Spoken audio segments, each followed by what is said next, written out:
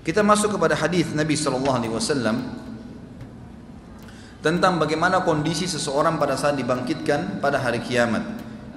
Sabda Nabi SAW di dalam hadis riwayat Muslim nomor 2860. Pada saat beliau berkhutbah, beliau mengatakan, "Wahai sekalian manusia, sungguhnya kalian pasti akan dihimpunkan di padang mahsyar di hadapan Rabb kalian dalam keadaan telanjang kaki, telanjang badan, dan tidak tersunat.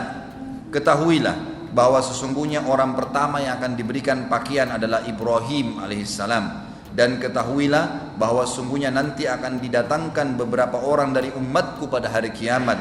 Lalu mereka diseret ke kiri, tidak boleh bertemu dengan aku," maksudnya kata Nabi SAW. "Maka pada saat itu aku berkata, ya Rabb, mereka adalah sahabat-sahabatku." Lalu Allah Subhanahu wa ta'ala menjawab melalui lisan para malaikat, "Sesungguhnya kamu tidak tahu apa yang mereka lakukan sepeninggalmu." Kata para ulama hadis, yang dimaksud adalah adanya beberapa sahabat yang sempat syahadat pada saat Nabi SAW diutus. Kemudian pada saat Nabi SAW meninggal, maka mereka murtad. Kalau anda pernah mempelajari atau pernah baca sirah nabawiyah, pada saat Nabi SAW meninggal, maka seluruh jazirah Arab murtad, kecuali 3 kota, Madinah, Mekah, dan Taif. 3 kota ini subhanallah yang tetap dalam Islam. Yang lainnya semua umumnya murtad, tinggalin agama, padahal tadinya sudah beriman, gitu kan? Lalu kemudian Abu Bakar radhiyallahu anhu mengutus pasukan yang memerangi mereka sampai akhirnya banyak yang kembali ke Islam dan banyak juga yang terbunuh dalam kekafiran. Yang paling terkenal 2 kisah, Musailamah Al-Kadzab yang mengaku sebagai nabi juga, dan ada Al-Aswadul Unsi. 2 ini pemimpin suku, di bawah mereka ada 100.000 orang dan semuanya mengakui keduanya sebagai nabi, murtad dari agama Islam. Jadi seperti itu kurang lebih ya gambarannya. Kemudian ada hadis Nabi SAW yang lain, kata Nabi SAW kepada Aisyah, "Wahai Aisyah, sesungguhnya kita akan dibangkitkan pada hari kiamat dalam kondisi telanjang kaki, telanjang badan, dan tidak tersunat." Lalu kata Aisyah, "Ya Rasulullah, kalau begitu setiap orang akan lihat satu sama yang lain. Laki-laki dan perempuan telanjang gak pakai pakaian, pasti mereka saling lihat." Kata Nabi SAW, "Wahai Aisyah, pada saat itu bukan seperti yang kau bayangkan. Gak ada lagi orang mau lihat auratnya orang lain, karena setiap orang hanya sibuk apakah dia akan ke surga atau ke neraka." Saya kasih contoh memahami hadis ini. Kalau terjadi kebakaran, ada orang lari telanjang, Bapak Ibu masih sibuk melihat auratnya? Ini kebakaran, kita bisa kebakaran, bisa mati kebakaran. Dia lari, paling orang telanjang, tapi kita pun mau menyelamatkan diri. Atau musuh lagi nyerang, atau terjadi gempa, atau terjadi banjir yang besar, orang sudah nggak pikir syahwat lagi. Itu contoh rasional dunia ya. Di akhirat nanti lebih dahsyat daripada itu, Jadi Allah Subhanahu Wa Taala menjelaskan kepada kita dalam banyak sebenarnya ayat Al-Quran. Di antaranya tentang kejadian mahsyar itu ada disebutkan dalam surah Al-Hajj, surah nomor 22 ya. Allah Subhanahu Wa Taala berfirman dalam surah Hajj ayat 1 pertama saya bacain, "Hai manusia, takutlah kalian, tunduklah kalian kepada Tuhan kalian Allah yang tidak ada Tuhan selain Dia. Sesungguhnya goncangan hari kiamat itu kejadiannya sangat besar untuk kalian. Kalian tidak mampu menampung itu." Allah sudah ingatkan, ayat pertama surah Hajj. Ayat kedua Allah ceritakan lebih jauh. "Ingatlah pada hari ketika kamu melihat kegoncangan itu. Semua wanita yang menyusui secara otomatis akan melempar anak yang disusuinya. Dan kalau ada wanita yang sedang mengandung, maka segera dia melahirkan atau akan gugur kandungannya. Serta kamu akan lihat manusia seperti orang mabuk semuanya, padahal mereka tidak mabuk, tetapi azabnya Allah sangat keras." Lebih jauh lagi, hadis yang lain adalah hadis yang diriwayatkan oleh Ibnu Majah nomor 4308. Kata Nabi SAW, "Akulah pemimpin anak Adam pada hari kiamat dan tidak ada kesombongan dalam itu." Betul-betul memang Allah kasih kepada aku, kata Nabi SAW. "Dan akulah termasuk orang yang paling pertama dibangkitkan dari bumi dan tidak ada kesombongan di situ." dan akulah orang yang pertama akan memberikan syafaat pertolongan, dan orang yang pertama syafaatnya dikabulkan. Perkataan ini tidak diikuti dengan kesombongan. Begitu pula bendera alhamd, pujian akan ada di tanganku pada hari kiamat, dan itu juga tidak diikuti dengan kesombongan. Hadis ini menjelaskan kepada kita tentang orang yang paling pertama dibangkitkan hari kiamat adalah Nabi Muhammad SAW. Dibelahkan bumi itu.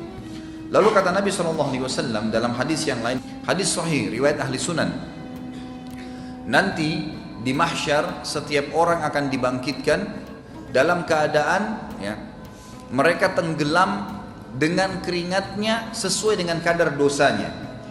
Ada yang tenggelam sampai di mata kakinya, ada yang tenggelam sampai di lututnya, ada yang tenggelam sampai di perutnya, ada yang tenggelam sampai di dadanya, ada yang tenggelam dengan keringatnya sendiri sampai Allah datang menghakimi mereka. Ini sebuah hadis menjelaskan tentang kondisi mahsyar. Pada saat itu dalam hadis Bukhari juga dijelaskan matahari akan mendekati kalian hanya sejarak sekian mil. Nggak disebutkan 1 atau 2 mil tapi sekian mil. Jadi sangat panas. Maka manusia semuanya berkeringat pada saat itu. Ini hadis yang menjelaskan tentang keadaan mahsyar. Lalu hadis yang lain riwayat Bukhari Muslim menjelaskan ada 7 golongan yang selamat, tidak kena panas pada saat itu. Dan ini adalah orang-orang yang beriman saja. Yang pertama kata Nabi SAW ada 7 orang yang akan dinaungi oleh Allah, tidak ada naungan kecuali naungannya. Selamat dari panas pada saat itu adalah imam yang adil, pemimpin yang adil. Yang kedua adalah anak muda yang tumbuh dalam ketaatan Allah subhanahu wa ta'ala, beribadah kepada Allah. Makanya ini pentingnya mendidik anak-anak kita dalam keadaan saleh. Yang ketiga adalah orang yang saling mencintai karena Allah, berpisah karena Allah. Yang keempat seorang laki-laki yang hatinya terikat dengan masjid. Yang kelima seseorang berinfak dengan tangan kanannya sampai tangan kirinya tidak tahu.